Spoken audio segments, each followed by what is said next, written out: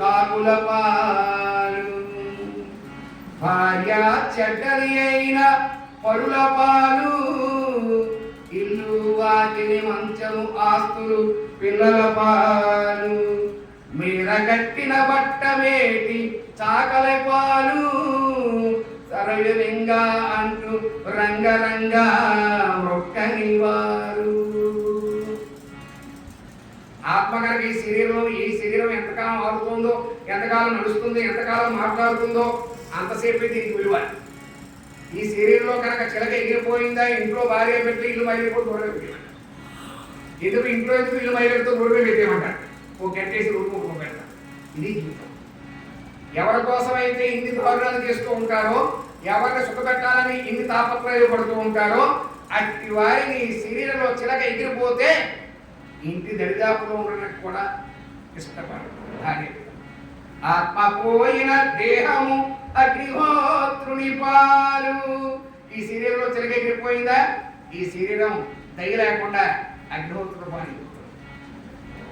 అప్పటిదాకా పుట్టిన వారందరూ ఏముంది జీవితం, ఏమి అయిపోయింది అన్నారు. చూసారా, గంధాలు రాసుకుని, సెంట్లు రాసుకుని, కొత్త బట్ట కట్టుకుని ముస్తాబైనటువంటి ఈ శరీరం 3 పనులు దాటేటప్పటికే ముడుచుకుపోతుంది. ఇందులో ఏమీ లేదు. మీద గట్టిన బట్ట మేటి చాకలి పాలు. చనిపోయినప్పుడు కొత్త పని వేస్తారు, ఆ చాకలి గుర్తుకొస్తారు. భార్య చెడదైతే పనులు పారిపోతుంది, ఇల్లు వాకిలు ఆస్తులు పిల్లలు పారిపోతాయి. సరయు జీవుడు యముని పాలు. వీరందరి కోసం చేసిన పాపాలు అనుభవించడానికి ఈ దేవుడు యమును కూడా వెళ్ళిపోతుంటాడు. మృతం పుత్రం దుఃఖం పుష్టం మనుష్య ఉద్దిప్య రాజాన్ స్వగ్రహాన్ విత్వత్తానితం ముక్తకేత కరుణాని చింతి చితామధ్యే కాష్టామివ క్షిపంతి. కాలు నూరులో పడకుండా ఎవరుంటారు? ఎండిపోయిన చెట్టుని జంతువులు పక్షులు అన్ని వదిలి వెళ్ళిపోతాయి. కాయలు లేని చెట్టుని, ఆకులు రాలిపోయిన చెట్టుని, ఎండిపోయిన చెట్టుని జంతువులు ఎలా విడిచిపెట్టి వెళ్ళిపోతాయి పక్షులు, అలాగే శరీరంలో జీవులు పోగానే భార్య బిడ్డలు చుట్టాలు అందరూ వదిలి వెళ్ళిపోతారు. ఎక్కడ దైవం ఉండదు. కొరవారి దేహం భార్యాపుత్రులు వదిలి వెళ్ళిపోతారు. ఇంట్లో ధనాన్ని ఇతరులు అనుభవిస్తారు. ఒంటిలో ధాతువుల్ని జంతువుల్ని ఆరగిస్తాయి. ఎన్నో దుఃఖాన్ని భరించి జనులు పుత్రులు పెంచుతూ ఉంటారు. అట్టి బిడ్డలు మరణించగానే ఆ దేహాన్ని లేపి గృహాల నుండి వీధులు లాగిస్తూ ఉంటారు. ఒకవైపు జాలి కలిగి ఏడుస్తూ ఉంటారు, మరోవైపు జాలి లేకుండా భార్య మధ్య కట్టె వలె దేహాన్ని పారవేస్తూ ఉంటారు. చూసారా, నేను మేటి అయిన వాడు రేపు గాలిలో తిరిగిపోతాడు. నిజం తెలియని దోషాల వల్ల భుజం సంసారాన్ని మోస్తూ ఉంటుంది. బాల్యంలో అమాయకంగా రోజులు గడిచిపోతాయి, యవనంలో అజ్ఞానంలో నశించిపోతుంది, వృద్ధాప్యంలో అయోమయంగా మోస్తుంది.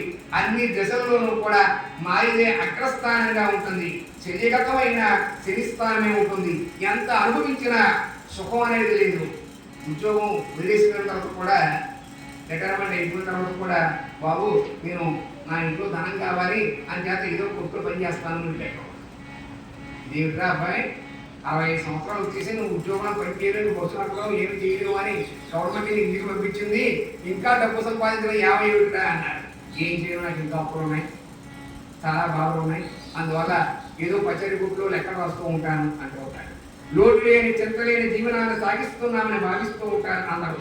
అన్ని బరువులను దించుకున్నాక తమకు తామే గుదిబండలా మారిపోతూ ఉంటారు. గడిచింది గతమని, నడిచేది సమతమని గ్రహించాలి. వ్యర్థమైన గతం తిరిగి అర్థవంతంగా భవిష్యత్తులో పరమాత్మ లభించాలి అంటే వర్తమానం సమర్థవంతంగా సాగాలి. కనుక శుభం నాశించేవారు, సుఖాన్ని పొందబోయేవారు పరమాత్మని స్మరించాలి, కీర్తించాలి, పూజించాలి, ధ్యానించాలి. తరించేందుకు ఇదే ఏకైక మార్గం అని శివుడు పరీక్ష మహారాజు తెలియజేస్తున్నాడు.